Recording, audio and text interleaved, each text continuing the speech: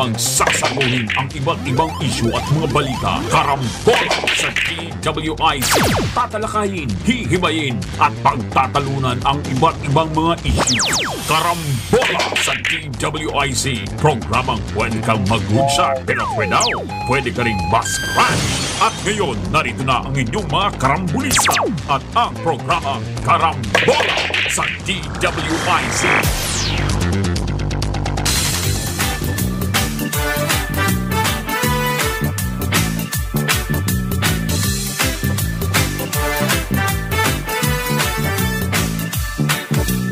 Gising sa umaga kasabay ng almusal, nakatutok sa programang may kabuluhan. Walang paligoy-ligoy, diretso na sa punto. Walang peke dito, totoong balita lamang. Astig na pananaw at malayang pamamahayag. Naguulat, hinihimay ang mga issue. Mga kababayan, ang inyong karambulista, Jonathan De La Cruz at si Conrad Banal. Oh, karambola, karambola sa DWIZ 882.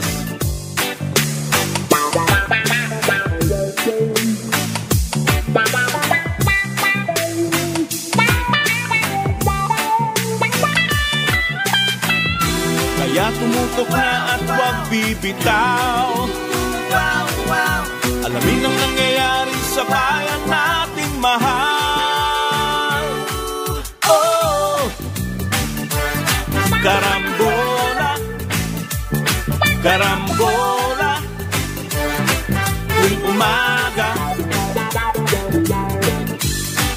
Oh, karambola, karambola.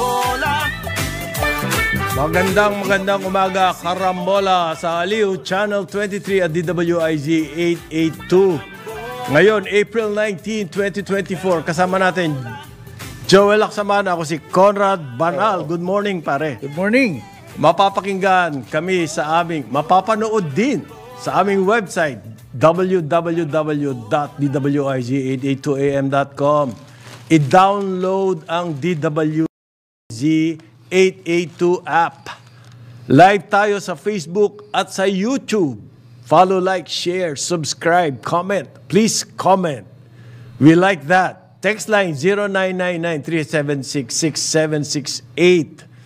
Mapapanood din sa Digital Free TV Aliw 23 ang Karambola sa Signal Channel 24, sa TV Plus Channel 27, sa GMA For the Box Channel 25.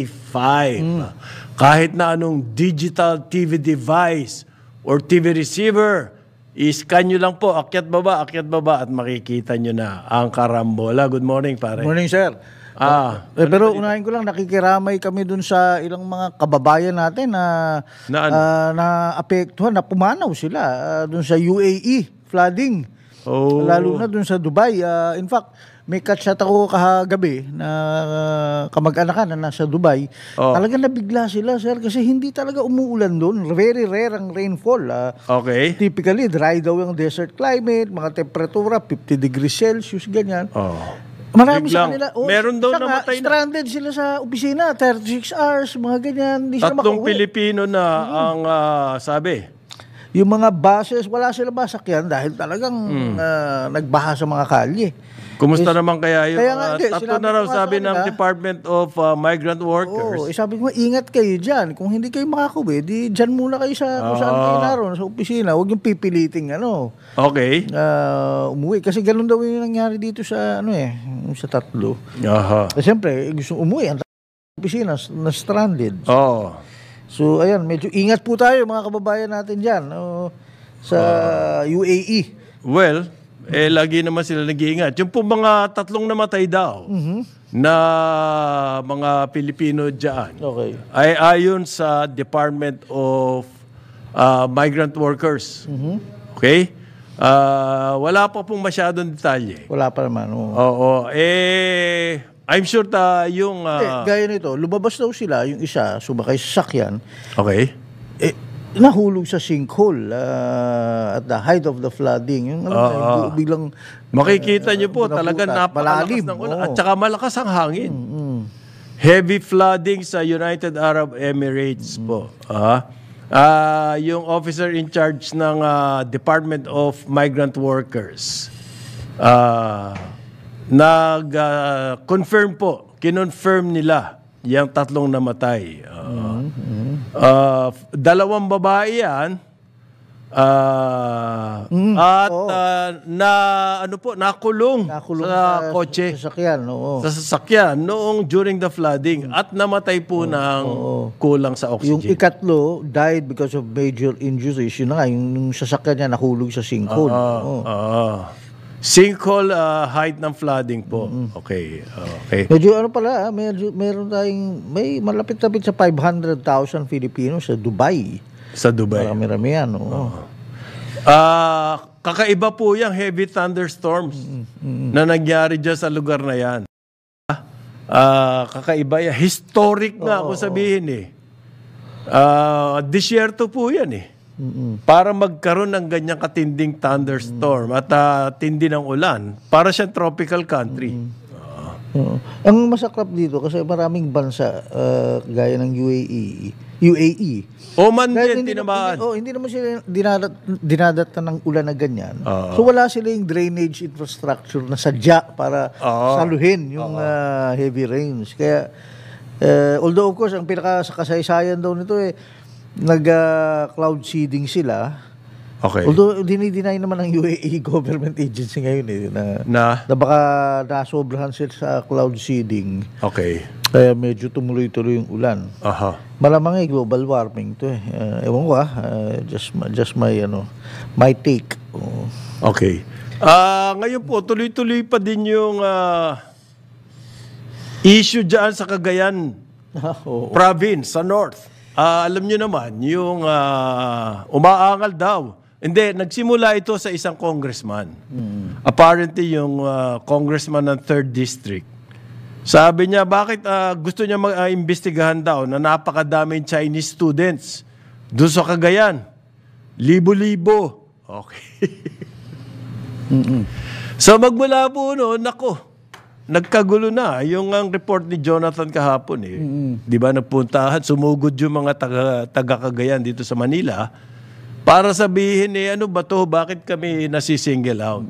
Nagsalita na po ang CHED, ang Commission on Higher Education. Hindi raw po naka-enroll yan sa mga public or state universities and colleges in Cagayan province. Hindi po sa state. Bagkos naka-enroll sila sa isang private university, ang pangalan St. Paul University, Philippines. Okay. Diyan yan sa Tuguegarao. At yan daw pong St. Paul University, Philippines na yan, talagang merong programa for foreigners. Okay? Meron nga daw joint memorandum with CHED, yung St. Paul. Okay. Tukol dyan sa program nila na exchange program. Meron daw po kasi nagbubuyo yung mga Chinese na naka-enroll supposedly sa university sa Cagayan, mga sleeper. Foreign agents. Ano yan? Mga natutulog? Hindi. Sleeper. Oo nga. Kaya sleeper agent. Kasi yan na nga, nilalagay sila dyan ng pamalaan. Ang matindi rito, ang nagsasalita. Sila yung nagtatago sa paligid natin, sa pamayanan. Na ordinary. Ordinary ang kanilang pamumuhay. Nag-opisina. Hindi ka maghihinalang foreign agents. Nag-grab driver. Yan. Tapos sa isang hudyat, mula sa kung saan man, ay biglang maghuhubad sila ng jacket. Ang hindi ko nagustuhan suot dito. Na nila People's Liberation Army na uniforme. Hindi ko nagustuhan dito. Nanggaling po yan, nagsimula yan sa ating mga mambubutas. Ano to? Mambabatas. Oo. Mambabatas. House of Representatives. Tapos po, sinigundahan pa yan ng isang senador. Marami sumisigunda sa palagtatuloy. Pero may nagsalita rin kasi ng May tinatawag po Association for Philippine-China Understanding. Okay? Nagsalita din sila. Pero unahin muna natin si Ched. Okay? Pinapaliwanag po ni De Vera ang pinuno ng Ched. Merong autonomous status po yung St. Paul University, Philippines. Magmula pa noong 2002. So, hindi po kinokontrol ng government yan. And it has the authority to accept foreign students. At yan pong authority na yan, nanggaling pa mismo sa Bureau of Immigration. Okay. So, parang OA itong, bakit na merong foreign students yan? Dahil nga, may programa sila. Oy, andito na si meron ba sumugod uli? From Cagayan? Wala na? Nagtawag lang, nagtawag. Nagtawag? Nagtawag ko. So, autonomous po yan, higher education institution. Ang tawag dyan. St. Paul University yan. Meron pong authority yan na makipag exchange with the foreign education institutions. At sa totoo lang, kung bakit pag mga Chinese, sinisita agad. Dito sa Metro Manila, ang daming taga Middle East. Iran pa nga. Iran. Diyan ang paborito ng mga kaibigan Iran, CEU. Central Escolar University kasi magaling ang dentistry ng CEU. Marami sa UST, marami. Tapos UST, marami. Sabi po ng Ched, yan po selected universities yan. Yes. Na binibigyan ng ganyang authority. Hindi lahat. Malinaw na ba yan? So therefore, yung mga universities na yan, marami daw pong students from India, the Middle East, even Nigeria, Thailand, Nepal, Korea. Okay? Iba pang bayan. Pero, bakit nag-i-enroll dito? Pero tandaan nyo naman, paring Conrad, kung Jonat, yan ay lugar ng Cagayan, ay malapit yan. Within striking missile distance mula sa China at malapit tayo sa Taiwan. Wala pang... So, at mayroong mga EDCA sites doon, malamang. Wala pang EDCA sites, nandun dyan. Nandun na sila bago pa magka-EDCA? Hindi lang ngayon yan. 2002. Ulitin ko far foresight. Bakit daw po gusto rito mag-enroll? Number one, ang medium of instruction is English. Gusto nila yun. Sige, punta kayo sa ibang bayan dito kung meron silang ganyan, English. Ang mga yan kasi, balak niyan, maging international citizens, global citizens, world citizens. Kaya kailangan nila ng universal language of business, which is English. Number two, napakamura po. Compared with going to the US or in China or going to Europe or wherever. The private schools Singapore. At ang recognized naman daw po ang ating mga universities in the fields of medicine, dentistry, healthcare, in other words. At number two, yung technical engineering. Yan po ang sabi ni Ched. Okay? Wala raw ho silang natatanggap na complaints na may violation itong St. Paul University of the Philippines. Maliwanag yan. Again, yung mga nambubuyo dyan sa Kongreso. I am sorry. Ako'y nakikita ko yung mga ilang kaibigan ko na nagmamahal sa bansa. Nakikita na masyado daw coincidence to. Cagayan, malapit sa China. Ito naman, may ni-raid sa Taguig, malapit sa mga army at navy at police camps natin. At sa Ayala, Alabang. Tapos sinabi nga ng ating kaibigang dating Secretary Rapi Alunan, another cell has been broken. Let us keep up the good work. Cell. Alam nyo, kahit hindi ba kayo kinakabahan dyan? Kahit saan kayo man-raid, merong malapit. Okay? Kasi multinational pa pala. Nagdi-drills daw doon. Lahat naman malapit sa multinational, malapit sa airport. Malapit sa Camp Aguinaldo. Sa Villamor. International airport pa yan. Lahat may malapit Lahat na lang kung yan ang ano. Pero meron pong naglabas ng statement. Etong Association for Philippine-China Understanding. Ang maganda raw po, pag nag-aaway ang mga governments at nag-aaway ang mga states, People to people is better. people to people po ang makakapag-resolve ng conflict. Yes. Importante daw po yan Exchange of people. sa mga relations between nations. It will be the people. Hindi po pwedeng bangayan lang ng bagayan yung mga ating mga government officials.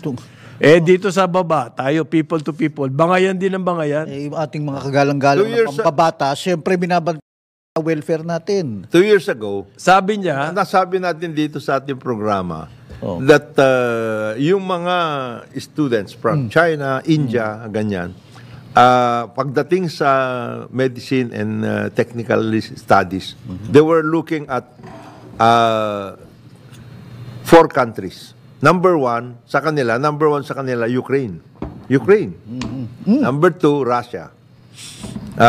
Number 3, Philippines.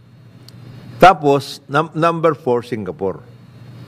Yung Russia, may problema sila sa Russia. may gulo. May gulo. Ukraine, Lalo na may gulo. Di pumupunta sila sa Pilipinas at dito, yung sinasabi ni Paring Conrad, maganda pa dito, English speaking. English speaking, mababait ang mga tao, mura. Gusto mo bang wala? Ganun ba yun? Oo. At saka, Asia rin. Asia pa. At wala pong sinasabing racism dito against. Hindi kagaya sa Amerika na. Oo. Sa Amerika. Yung APCU, nagsalita na nga, sinasabi, nakakatakot siyang ganyang propaganda line. Oo. Kasi, yan nga yung racism eh. Sana kung xenophobia. May nagsasabi po kasi xenophobia. daw. Matatakot ba tayo sa Chinese? Ang hindi eh. Ang hindi rin kung may element na ng hatred. Which is racism. Which is what is being, Yan. Kapag po meron ng ganong element. Yung tuloy-tuloy. Hindi na maganda yan. Tsaka dito sa atin, kapag kinalaban mo yung policy, yung linya ng now we're clinging towards the US, kinalaban mo, pro-China ka. Mali. But ganun ang label. Hindi ba pwedeng pro-Filipino? Pro-China agad pag laban dun sa US. Existing policy. Pakawala daw kayo ng China. Yan sinasabi ko eh. Sleeper kayo ng China.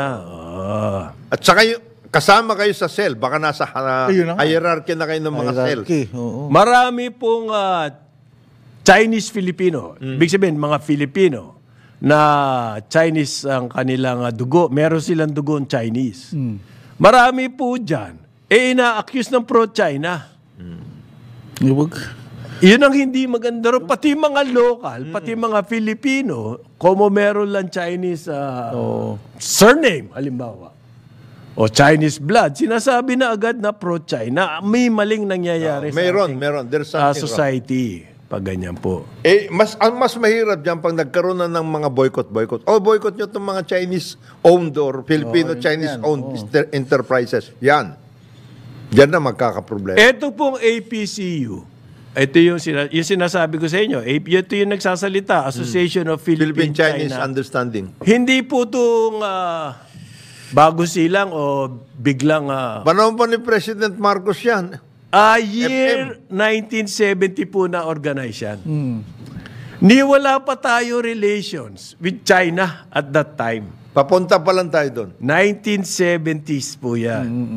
Registered sila sa SEC in 1974. But even before they registered, they were already organized.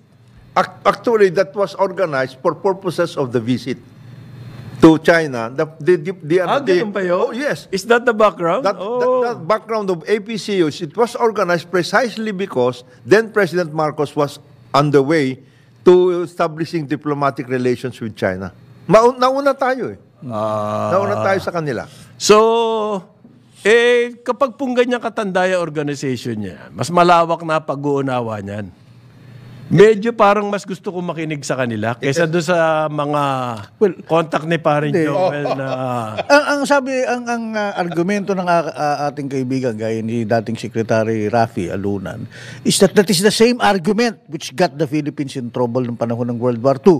We were too, relaxed. Yung pala, napaniligiran na tayo nun. What got us into World War II was the US.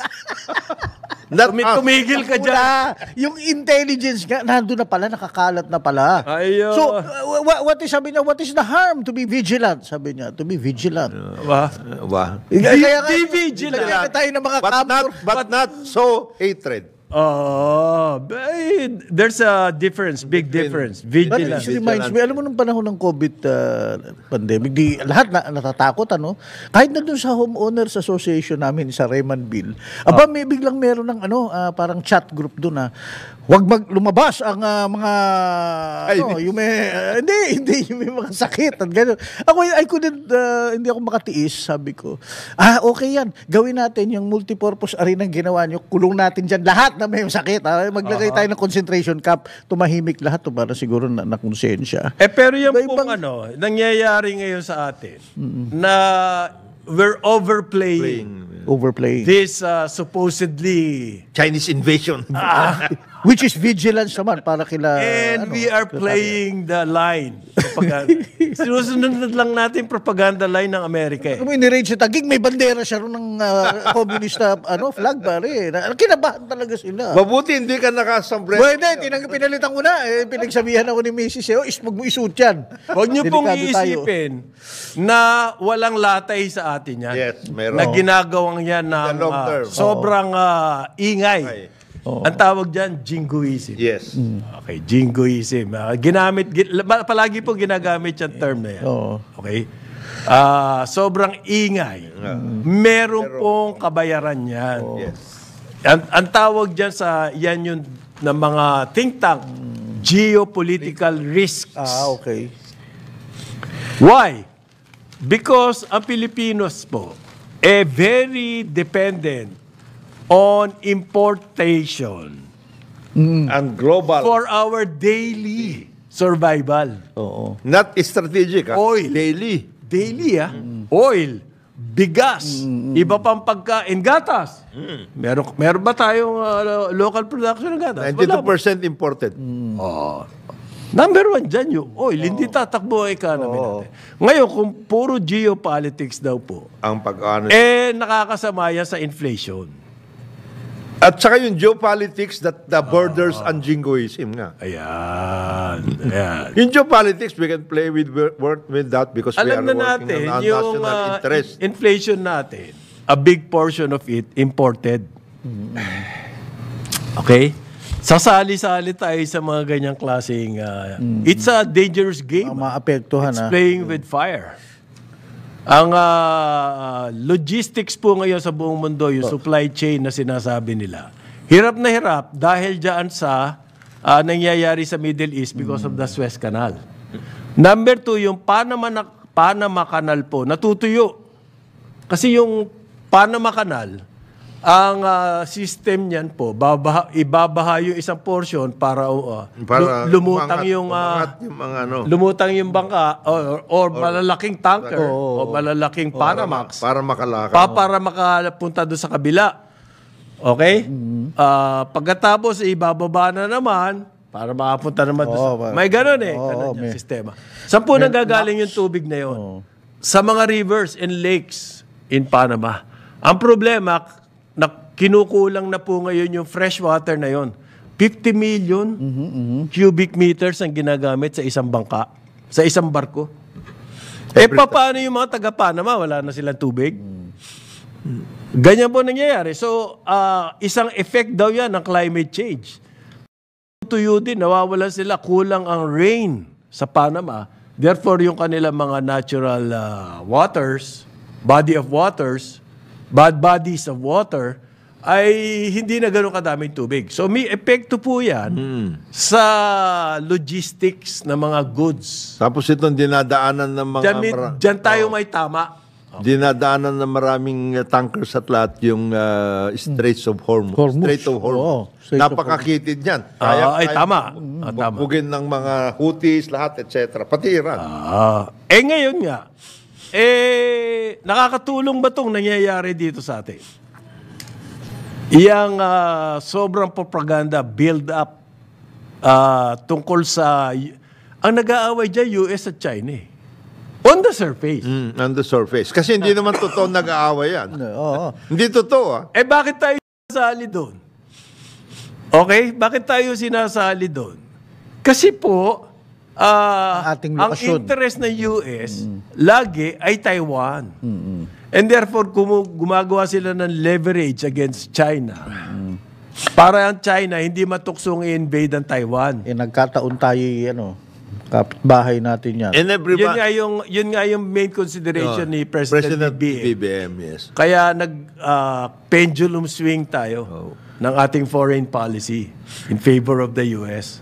Na kapag nagkagyera sa Taiwan, walang iwas involved ang Pilipinas. We are a victim of our... Kung magkakagyera sa Taiwan, paano kung walang gyera sa Taiwan at tayo nakipagyera sa China? Hindi. O kaya, lahat ng mga binibitawan natin sa lista ay maanghang to the point na parang nagkaroon na tayo ng matinding division with China. Babalik pala babalik pala tayo dun sa usapan na yan. Ang sabi ng China, meron daw po silang, alam daw po ng BBM administration, yung usapan ni Xi Jinping at saka ni dating Pangulong Duterte. Yan. Meron na raw silang understanding with Marcos on managing the Ayungin Shoal. Or the West Philippine Sea. Ayan. Oo. Yung gentleman's agreement daw po, in-intimate with President Marcos ng China. Yan ang claim ng China ngayon. So ano makukuha natin dito, pare Jonathan? It's their word against the word of the President. Or against the word of Duterte. Marcos Duterte, it's your word against their word. Diba? Kasi mga secret agreement. The best way to handle this is to keep quiet. Wala akong patutunguhan yan. Tama si Jonathan. Huwag na kayo sumama dyan. Panunulsun ninyo. Kasama yan sa panggugulo ng propaganda lang. Kasama yan. Kasama siya. May mga talagang may mga sleepers dito matagal na. Maganda yung article ni Menso. I will refer you to the article of former UP President. Ang sabi niya, yung dash line, 9 dash line na yan, hindi po itong People's Republic, amipakanan yan. Amipakanan yan, yung Republic of China, nila Chiang Kai-shek. Noon. Noon. 12 dash line po yan. Natalo sila. Payag yung US noon. Kasi kasama nila yan. Ngayon 9 dash line, ayaw nila yan. Hindi na nila kasama. Ayaw na nila. So, dyan pala, katawa-tawa na yung nangyayari. Ibig sabihin po, ang nangingiral dito ay interest ng Amerika, hindi naman ng Pilipino. Kaya yung mga bakbakan tungkol dyan sa students in China. Di sitahin na rin Patrol, mga ganun. Yung mga Filipino students in the US, puro mga sleepers. Sleeper yan. Delikado yan. Ako, nagagalit na. 8:31 ng umaga, Karambola, sa Aliw Channel 23 at DWIZ 882. Karambola sa DWIZ. Karambola, Karambola, tuwing umaga. Karambola, Karambola, sa DWIC 882. Balik tayo, Karambola sa Aliw Channel 23 at DWIZ 882. Kasama natin Jonathan De La Cruz, Joel Laksamana, ako si Conrad Banal. Good morning. Ganda ng polo mo. Good morning. Yes, thank you very much. Ilocos yan? Ilocos yan. Yun ang Ilocos. Congratulations muna. Kanino? Kay Cadet Ma Camille Cavazos. Who topped the PNPA class ito yung dati nagtitinda ng siopaw. Oo. Baka masarap. Pag ganyan na. Hindi kami naniniwala. Kailangan matikman niya siopaw na yan. Meron silang graduation tomorrow. Okay. Dyan sa PNPA. Babae na naman. Ang top. Ma Camille Cavazos. Ano daw saan daw siya papasok? Saan siya pupunta? Malamang pulis ito. Okay. Tapos, of course, congratulations also to Member of Parliament Paulo Garcia, New Zealand. One of the members of Parliament. Na Pinoy. Paulo Garcia. Nandito kasi New Zealand Prime Minister. Si Prime Minister. Gusto ko rin batiin yung ating mga taga-subaybay dyan sa Arizona, sa US. Si Lorimer Martin Redaha. At saka si Aldrin Andrade. Okay? Kasama to ni Coach. Coach! Oy, Coach! Koy. Coach Koy. Kasi limited lang daw ang sinasamahan niya doon. Dahil nga, Saan sa Arizona yan, pare? Phoenix? Phoenix area. Yung and surrounding. May mga kakilala rin ako dyan. Kumusta kayo dyan? Mga Pinoy dyan. Maraming Pinoy gusto dyan dahil yung weather parang Pinoy. Parang Pinoy. Parang Pinoy. At saka maraming retirees na kilala ko rin mga Amerikano. Marami dyan. Pati taxes daw very forgiving. And of course, yung ating mga kaibigan at kamag-anak dyan sa Las Vegas. California. Si Roger Garcia yan, sir. Nandun ngayon, nag-go-go. Si Oka Garbida, sa mga sa Las Vegas. Kamag-anak natin from Ilocos. And of course, si Net Montojo, dyan sa Las Vegas. Ganun ba yun? Yes. Gusto ko rin batiin, wag ko na lang batiin ng happy birthday, kaya wag na. Yung mga kasama ko sa Rotary Club. Oy. Babatiin ko ba? Batiin mo na kasi baka sabihin advance na yan ni paring Conrad. Si Olive. Happy birthday, Olive Ang. At kay Adrian Kayabyab. Oy, happy birthday. Olive. Charter member namin niya si Olive. Yan pare, ang advocacy niya, yung mga local weaving, kamukha niya suot mo. Ito. Mga abel, mga ganon. Yan, pinopromote. Yung hablon. Hablon. Di ba? Maganda yan. Kasi nasa industry siya ng garments. At kanyang advocacy, nagbibigay ng mga talks nga yan. Okay. Yung mga traditional. Maganda yan. Magandang work. Huwag na natin batiin ng happy birthday si Olive at saka si Adrian Kayabia. Baka magpadala pa ng pansit Baka lang naman. Baka lang naman. And of course, salamat yung mga e-trike. Nagpapasalamat kay President Marcos kasi sinuspend muna yung tungkol dyan sa mga penalties para sa... Kanyang dahilan dyan siya. Mabigyan naman ng pagkakataon. Kulang daw sa information. Yung ating mga e-trike drivers to learn the rules. You hit it in the nail, BBM. Talaga kulang sa information. Hindi nga nila alam Pawardi-wardi ang acting. Hindi lang naman e-trikes lahat Hindi nga, kasi ang hindi ko gusto. Mga 4-wheel drive, mga 2-wheel drive Sa mga government offices, yung pasiklab Yes. Yan ang... Gusto magpasiklab, ayan. Ito, bawal ang e-trikes, ban. Wala naman silang information. Matapang kami. We have the political will. Ibaban namin yan. Wala naman sa lugar. Wala sa lugar. Sabi na, ibaban namin kayo, pero hindi, depende sa ordinance ng local government. Kung anong papa nyo. Ban muna kayo, tapos ang local government gagawa ng ruta para sa inyo. Yun. Pero ban na kayo. Galing nyo. Tapos ang taas daw ng penalty, 2,500.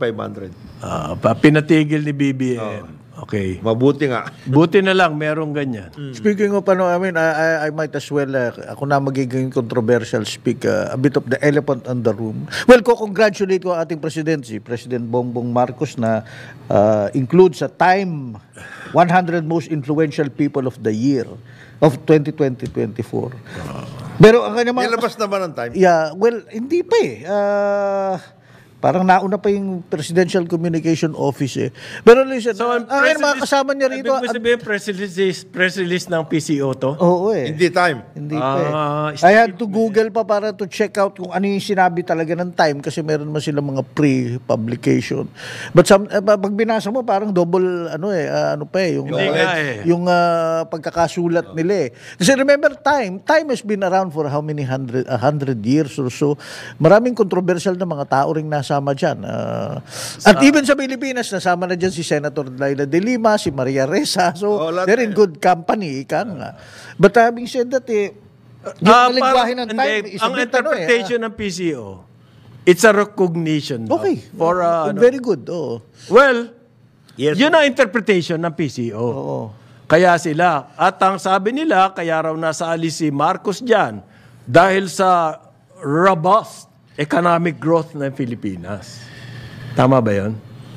Actually, mas bagay pa nga yung opening to the world eh. Which is what they did. Kaya siya influential. Yes. Pero kasi the way they wrote it, pero meron pa silang mga hindi kasi extrajudicial killings and journalists routinely attack persist. He is trying to repair his family name. And yung laging galit na galit ka kung Jonat na mga introduction, the son of the late dictator, ay nandun pa rin, di ba? I mean, are they trying to say something? Ano mga kasama niya? Yung Time Magazine, merong introduction. Ay papaliwanag nila kung bakit nakasama yan doon sa listahan nila ng most influential people in 2022. Right. Okay? Ang nagsulat po nung intro para kay BBM is a Time correspondent by the name of Campbell. Ito yung sinabi niya, yung sinasabi ni Paring Joel. Babasahin ko sa inyo. Sige. For Ferdinand Bongbong Marcos to make history, he first needed to rewrite his nations. Ibig sabihin, rewrite the history of the nation. His dictator father plundered billions of dollars from state coffers and stood accused of grievous human rights violation until his ouster in 1986. Bongbong's rise to the Philippine presidency in 2022 was owed to whitewashing his family legacy. Whitewashing? Through clever manipulation of social media. Sipin mo yan, ganyan introduction. Look, yan yung parang kinat and paste niya na yung mula 3 years ago, 4 years ago ng campaign.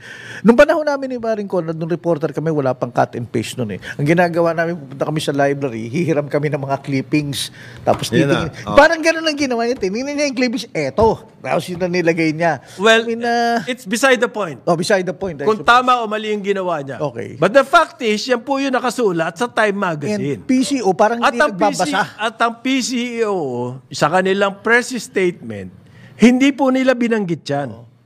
Yung introduction na yan. So ngayon, yung makakabasa ng totoong Time Magazine, ikukumpara yung statement ng PCO. The brand of leadership. PCO, propaganda ka. Parang mali eh. If I were PCO, kung ako pare PCO, at ako yung nag-a-advise sa kanila, sabihin ko, Ma'am, relax. Wag na natin i-release yan. Let's wait for the media outfits in the Philippines. I-pick up yan. Kasi paano tayo maaalanganin tayo? Dahil we will keep quiet on such a negative introduction. Di halatang-halata ka ngayon. Di ba? Asama ng dating. Ang problema kasi ganito nakikita ko pa rin, John. At yung government offices, basically. Gusto magpasiklab. For lack of performance, which is for the course sa maraming tanggapan sa administration. Kaya lalong nauna ang press release. Well, naiintindihan ko kung bakit gusto nila mag-press statement ng mga ganyan. Dahil ayon sa survey, tuloy-tuloy ang pagbagsak ng rating ng administrasyon. Okay? Pareho naman sila, si Sara. Ng administrasyon. Kasama administration. So, hindi lang si BBM yan. Administration yan. And therefore, may kinalaman dyan yung performance ng mga cabinet. Okay? Dahil hindi po lahat naman saklaw ng presidente. Although, siya lahat ang sasalo niyan. Siya sumasalo talaga. Ng mga kapalpakan. Therefore, the entire administration bumabagsak ang rating. Dapat ang PCO kailangan bumawi. Pero kaya naiintindihan ko kung bakit very excited sila. Meanwhile, I have to disagree kung tama yung sinulat ni Charlie Campbell o hindi. Isa pa tong Tan GA, anak ng Hueting. Mag-research ka naman. May babanatan niyang, he brought technocrats back into the government and steadied the post-pandemic economy. Technocrats have been around since panahon pa nila Quirino, makapagal. Brought back. Well, may mga technocrats, sila Wick Veloso, siguro. Ayan, yung mga sinasabi. Ang magandang sinabi niya, elevated the Philippines on the world stage. Yan. Robust. Yun po yung single move ng Pangulo na para pwede sabing influential leader siya. Ang problema, ang palasyo, yung statement ng PCO, kept quiet on the... Sana, nila. That's not true. Sige, sana nagsalita sila. Ang dami yung magagaling pero na yung to keep quiet on that, yung intro na yun, yung plundered billions of dollars. Grievous human rights violation. One can make arguments about that, syempre. But don't you miss... Manipulation in social media. Kung Jonathan, don't you miss yung mga panahon na merong mga Adrian Cristobal, si Tuveray, si Ma'am... Blas Ople. Hindi, yung publisher ng Evening Post, si Ma'am... yes. Yung, ang gagaling doon may pensa at Kirima. They will not skirt this. They will actually take it head on and rewrite it. Ito, wala eh. Lagi brand of leadership eh. Parang the president is really sorely served, badly served right now. Ang sabi po ng PCO, dyan sa PCO, kaya raw siya nasali dyan. Kasi napansin ng presidente, kasi steadfast yung opposition niya sa China. Ayun. Time Magazine, by the way, and is he one of the bolstered bulwarks. Philippine relations with the United States. Ayan. Kanya daw siya nakasama. Wala po dun sa article ng Time yun. Wala. PCO lang ang nagsabi nun. So sumasali ba sa propaganda to? Hindi. Well, sumasali sa script. Sumasali sa script. Hindi ko naman anti-China. Basta ang NGCP at saka ICCP nag-sign ng deal. May deal na sila. To advance renewable energy. Hirap sa'yo. Patawa-tawa ka dyan eh. Hirap sa'yo eh. Patawa-tawa ka dyan eh. Ito nga ang hirap po intindihin eh. Pag ganyan, kung nakakatulong ba kayo sa presidente? That's the issue. That's the issue. Kung ang concern, bumababa ang rating, yan po niya press statement, I don't think it will help. Kasi lalo lang, mababaon eh.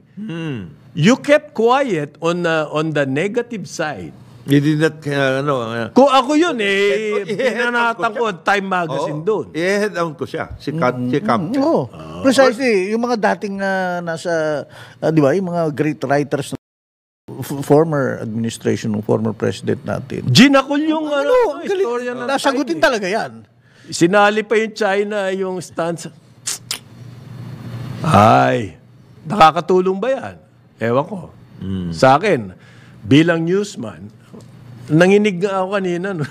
So, sabi ko, binabasa ko rin, sabi ko, medyo nandiri ako ng konti. Parang hindi yata maganda pagkakasulat ito sa Time. Tapos yung the way PCO naman addressed ito. Ipin-rest statement nyo.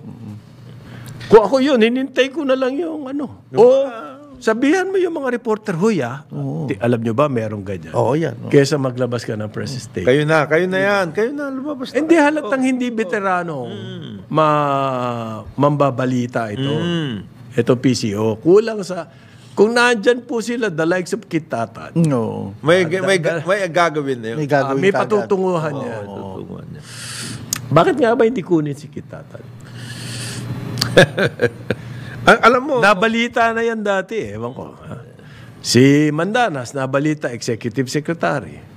Parang, very lightweight daw yung mga nado sa palasyo ngayon. Yun ang sinasabi. Lightweight. Nakafocus yata sila sa social media. Wala rin. Wala rin. Google. Talo sila kay Duterte sa social media. Lakas ng mga supporter ni Duterte sa social media. Talon-ta. Kaya nga, yung lumabas si First Lady. Diba? Sabi niya, si Sara Duterte raw crossed the line. Interview to with... Tunying. Ha? Tunying. Well, nag-ano pa lang, nag-preview pa lang. Alam mo na, pagka may mga ganyang podcast, meron silang teaser. Teaser. Yung teaser, pinili yung pinaka-teasing talaga na si quote, cross the I line suppose. daw. At ang dahilan, dahil sumali si Sara doon sa rally sa Davao. Sumipot siya, she joined. So, pumunta siya. Hindi naman siya umakyat sa entablado. Sinabi ng presidente, ni dating presidente Duterte, na si BBM ay drug addict. So sa kanya, ang presence doon is crossing the line. Ang presence ni Sara doon. Ilan libo ba yun nandoon? At alam ba ni Sara na sasabihin ni Duterte yun? Ewan ko, maraming tanong eh. Na-video tape daw siya na tumatawa. Si Lenny raw, hindi man lang sinabi yan. Naku. Kaya During the campaign. itong mga yan, ayan na, may bagong alliance na doon si Lenny kasama na. Gagawa na istorya yun. Gagawa na story. Oo nga, si Lenny, hindi sinabing drug addict si BBM dahil that's a stupid statement. Oo. Pero sinabi niya, magnanakaw kayo. Yun. Ay, sa akin, mas masakit yun. Diba? Plunderer. Parang yung sa Time Magazine.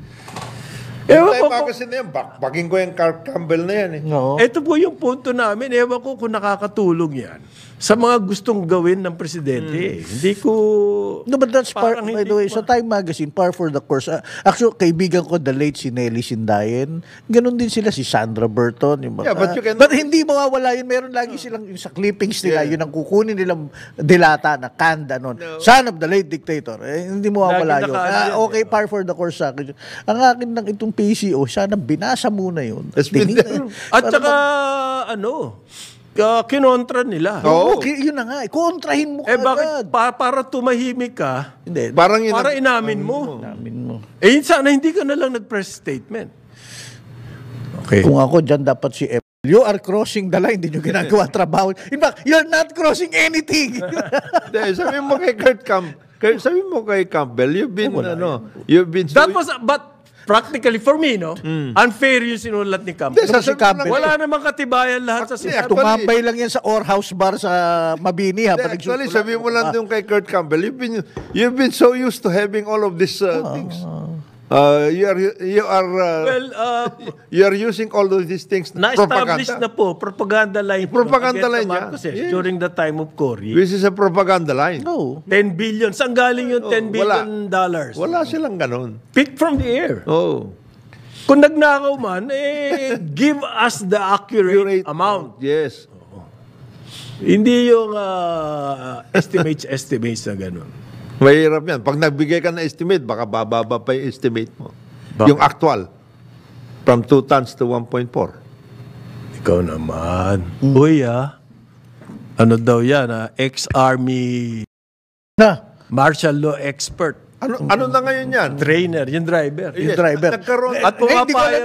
Galing pang balikbayan pa eh. Ex-army. Tapos, martial arts. At saka, ang trainer wala lang lisensya. Then, lumalabas ngayon, the new sources of drugs, Afghanistan. Kaya pala Arabic. Yan ang... Hindi sabi siya, daw ba talaga? Baka tawas eh. Teka muna, yung purity, hindi, yun nga eh, kine-question eh. Ina-ascertain pa daw nila. Nag-press conference na kahapon Hindi, yung press conference para sabihin lang, 1.4 tons lang. No, pero yung actual purity, hindi pa pala nagagawa. Ina-ascertain pa lang nila.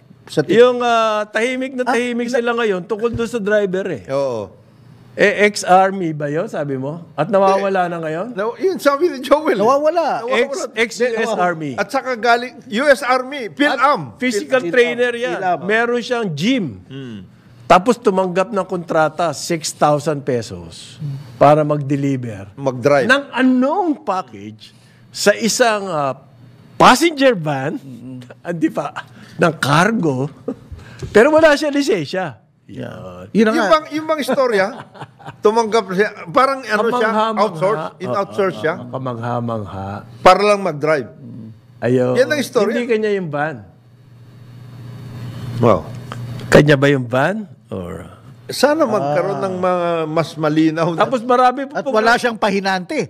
Ano ka na likod niyan? Binubuhatin mo lahat. Ngayon, Bureau of Customs naman ang pumapel. Pumapel. Pare naman. Yan ang ala press release din siya. Meron daw shabu. Galing sa Zimbabwe, ang deklarasyon ay muffler. Nahuli yan sa NAIA. Tuloy ito. Worth, magkano to? 200 million. So pagbuksan mo yung muffler, nandun sa loob. Ng muffler? Oo. Hindi, shabu lang, walang muffler. Akala ko nasa loob. Hindi ini-aeroplano ang muffler. Yun na nga naisip ko rin bakit import yung hayop na yun. Ang nakahanap po dito, mga aso, K9. K9's okay. Sharp.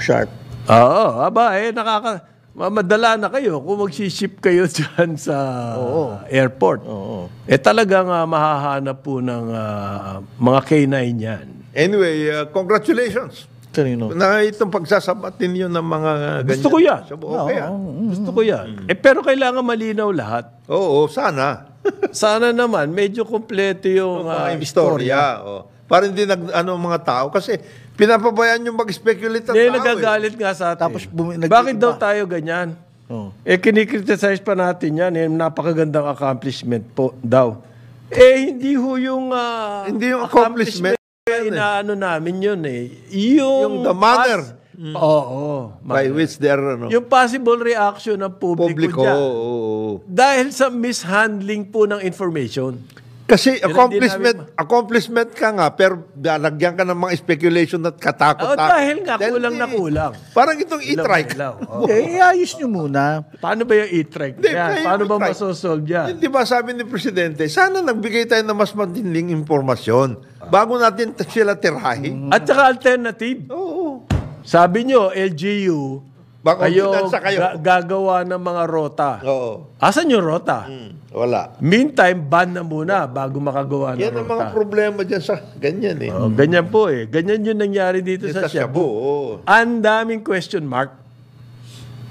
Ex-army driver, binayaran na 6,000.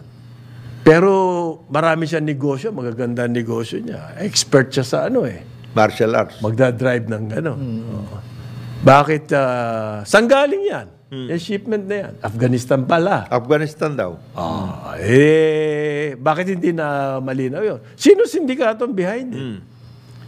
Okay? Tapos, nag-aaralan pa nila. Pinili ng kanila. Kung pinag-aaralan pa nila, sana hindi muna. Pare, kung ganyan, sana hindi muna. Wala na Kung ganyan ang kwento nila, pinag-aaralan pa po namin. Napakahina na. Akala ko ba sa intelligence galing yan? Then nagkataon lang daw na nasabat ng ng checkpoint. Checkpoint. Lang. Ninenervous, walang lisensya. Nakatakot. Ex-army, ninenervous. Ewan ko ba? Okay. 9 o'clock ng umaga, DWIZ 882 at Aliw Channel 23. Karambola sa DWIZ.